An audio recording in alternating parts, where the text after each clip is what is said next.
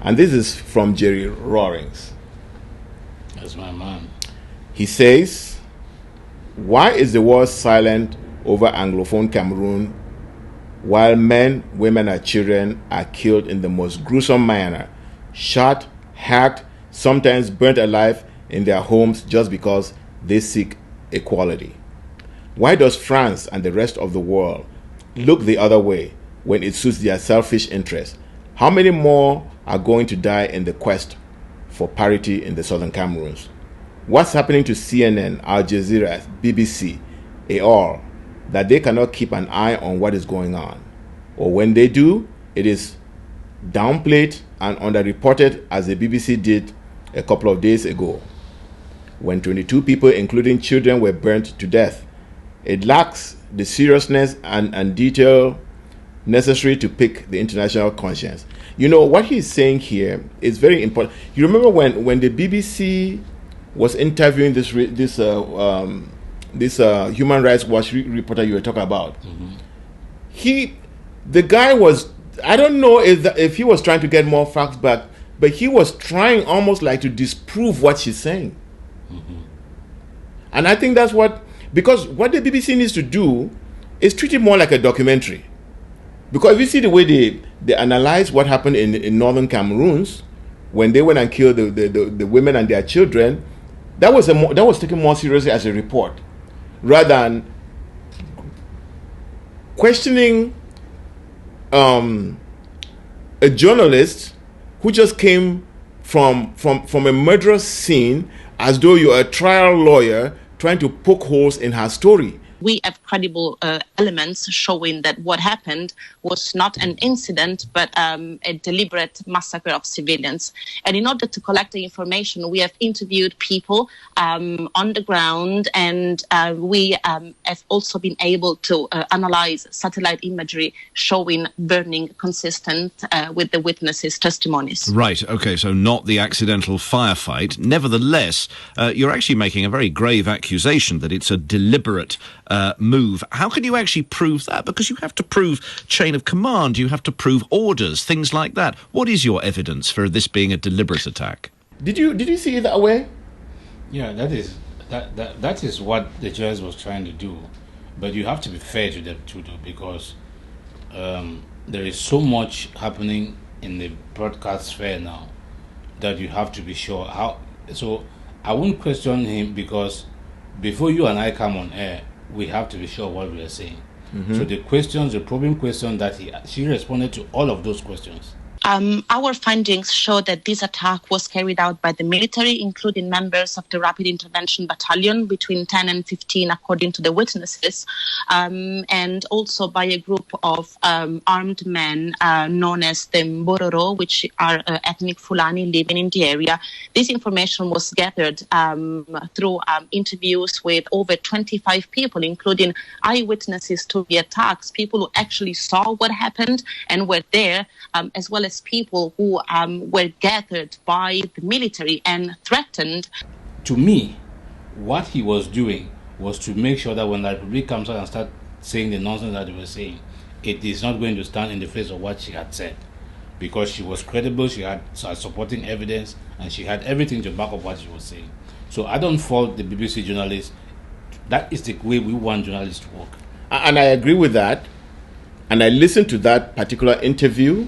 Mm-hmm. Because he was trying, this way I had an issue with it.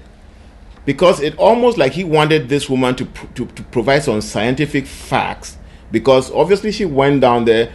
It was almost like, and this where I thought he was crossing the line, that he almost wanted this journalist to produce a document like what the BBC produced in Northern Cameroon for him to believe. I think that's where I thought it was a little crossing the line. This is it's all very well to say that you have a witness who saw things happen, but in order to prove deliberation by the Cameroonian armed forces, you have to be able to say that there was a policy, an idea that they wanted to do. You're convinced that your evidence backs that up, are you? When they don't do their job well, we hold them to account. So I like the line of questioning, because the woman did not lack the facts to give to him. So I was satisfied that he probed for whatever reason he was probing, and she was able to give him the facts as they are. Yes, no, and I those agree facts with you. have not changed. The Catholic Church came, those facts did not change. The United Nations probably is coming, those facts would not change. So whatever was his motive, she did stand up to the test. Before I come back to this, I want to read a very quick statement now that you So- talked about. Okay, yeah, go ahead. I just wanted to report to you that I just received a note saying that one of the people who reported to the BBC, or one of the eyewitnesses who spoke with the UN, has been murdered.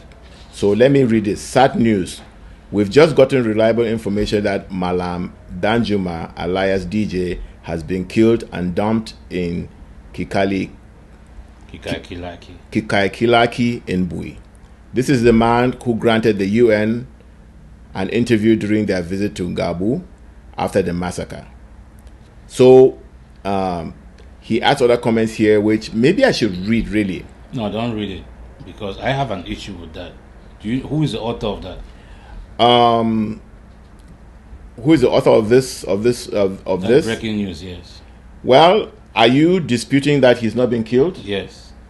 Okay, then let's come back and renew it, because see, this is why that BBC guy was asking these kinds of questions, because of information like this on the internet.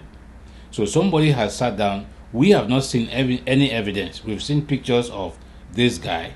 They said the corpse was dumped in Bui, but nobody has shown us. We have not seen any other evidence of that corpse that was dumped in Bui.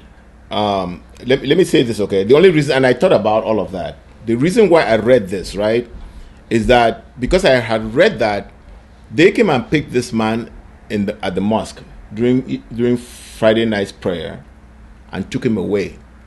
And I can tell you one thing: I have absolutely no limits on what La Republique would do to our citizens. Absolutely. So I would rather put this out and be wrong than hold it and give the benefit of doubt to La Republique. I would never, because people who go and kill babies and burn them in the house are capable of doing anything. I just wanted to add that, and I'll come back to what Jerry Rawlings was saying. So here's Jerry Rawlings again.